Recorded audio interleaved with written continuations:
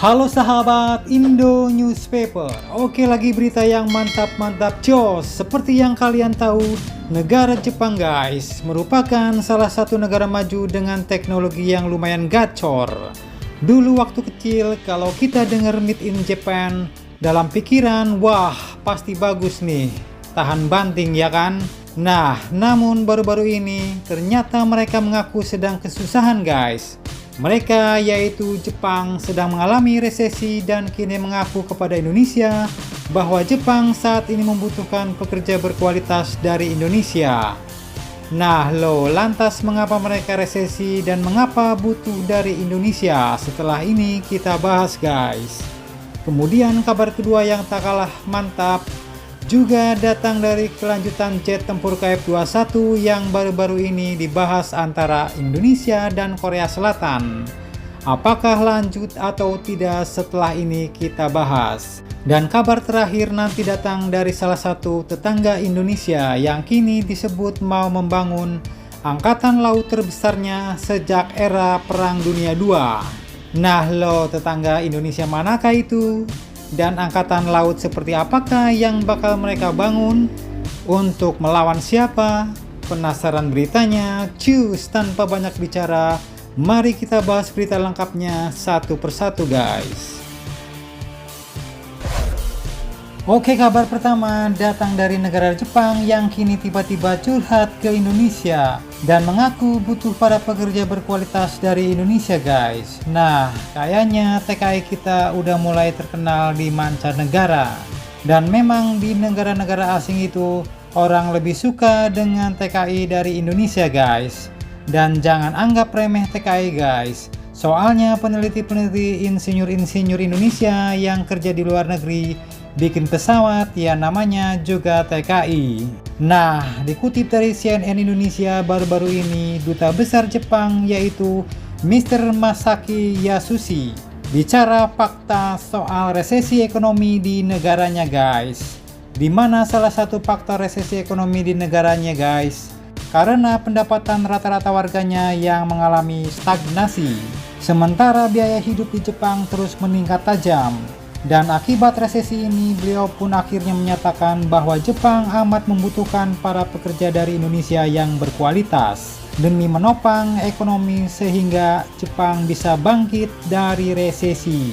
Nah, beliau katakan bahwa ekonomi kami sangat menderita dan juga karena resesi yang cukup lama. Salah satu masalahnya adalah gaji yang tidak mengalami kenaikan. Namun di satu sisi kami juga harus mengupayakan berbagai kekuatan untuk menopang ekonomi kami, ujarnya. Dan beliau pun menyampaikan bahwa kini Jepang membutuhkan Indonesia terkait sumber daya manusia untuk menopang ekonomi negaranya yang mengalami resesi beberapa tahun belakangan. Ia katakan terdapat beberapa warga Indonesia yang berpengalaman dengan resesi dan beberapa warga Indonesia juga yang menetap di Jepang. Tidak hanya turis tetapi juga sebagai pekerja. Inilah sebabnya hubungan kami selama ini saling menguntungkan satu sama lainnya, ujarnya. Kemudian terdapat beberapa pekerja Indonesia yang terbagi di berbagai sektor seperti manufaktur, agrikultur, atau bahan penyedia, jasa kesehatan, dan lain-lain guys. Dan ia katakan bahwa kami juga sangat membutuhkan pekerja buruh yang berkualitas. Beliau pun mengambil contoh salah satu pabrik Jepang di Indonesia yang menghasilkan produk berkualitas tinggi dan digunakan sebagai satelit ke bulan.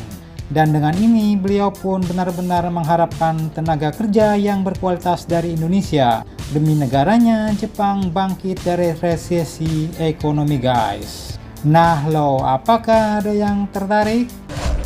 Oke, lanjut kabar kedua datang dari program KF-21 Indonesia Korea Selatan.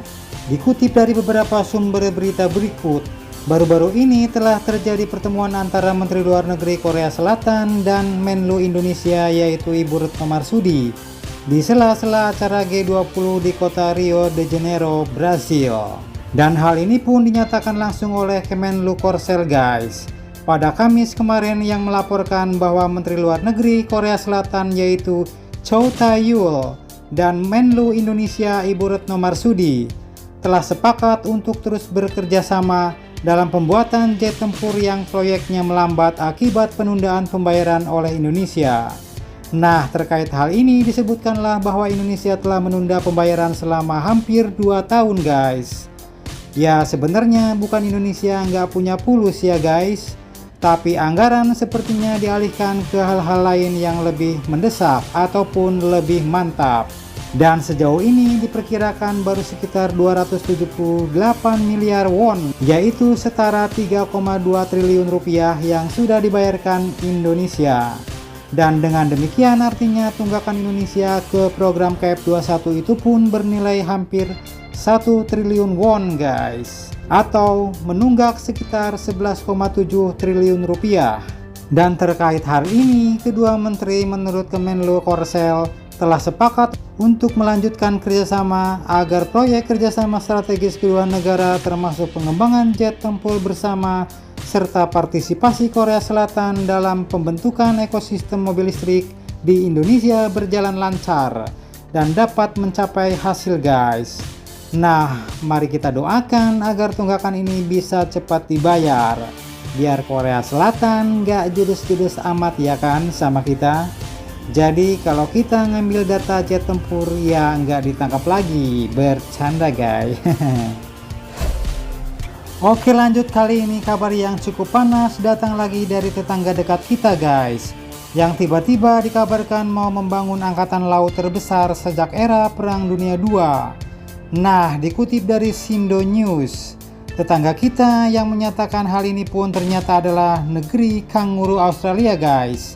Dilaporkan bahwa pada Selasa 20 Februari 2024 kemarin, mereka telah menguraikan rencana selama 1 dekade untuk melipat gandakan armada kapal perangnya dan meningkatkan belanja pertahanan sebesar 7 miliar US dollar atau lebih dari 266,3 triliun rupiah guys, bukan kaleng-kaleng. Dan yang cukup mengejutkan, mereka pun mengatakan bahwa hal itu pun dilakukan untuk menghadapi perlombaan senjata yang semakin cepat di wilayah Asia Pasifik.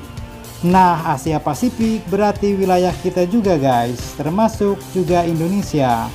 Jadi mau nggak mau, suka nggak suka, memang saat ini negara Indonesia juga harus memperkuat pertahanan dan dipimpin oleh orang yang paham tentang masalah keamanan geopolitik. Jangan sampai salah langkah guys.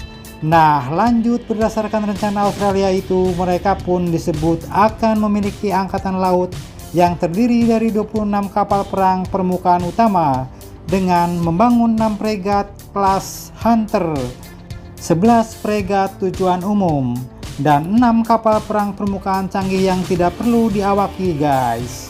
Jadi mereka juga bakal membuat kapal perang tanpa awak, dan setidaknya beberapa armada akan dipersenjatai dengan rudal Tomahawk yang mampu melakukan serangan jarak jauh terhadap sasaran jauh di dalam wilayah musuh. Dan rencana itu pun akan membuat Australia meningkatkan belanja pertahanannya menjadi 2,4% dari produk domestik bruto mereka guys. Sedangkan kita Indonesia bahkan belum sampai 2% guys. Dan terkait hal ini, Menteri Pertahanan Richard Marles pun mengatakan bahwa ini adalah armada terbesar yang kami miliki sejak akhir Perang Dunia II, ujar beliau. Nah, cukup ngeri-ngeri tak sedap nih guys. Apakah di bawah pemerintahan Prabowo Subianto, Indonesia bakal meningkatkan juga anggaran pertahanannya sampai di atas 2%? Mari kita tunggu saja berita kelanjutannya guys. Akhir kata, seperti biasa admin ucapkan, tetaplah kalian semangat dan jangan santai terus. Demi Indonesia maju, salam Indo Newspaper. Sampai jumpa guys, terima kasih.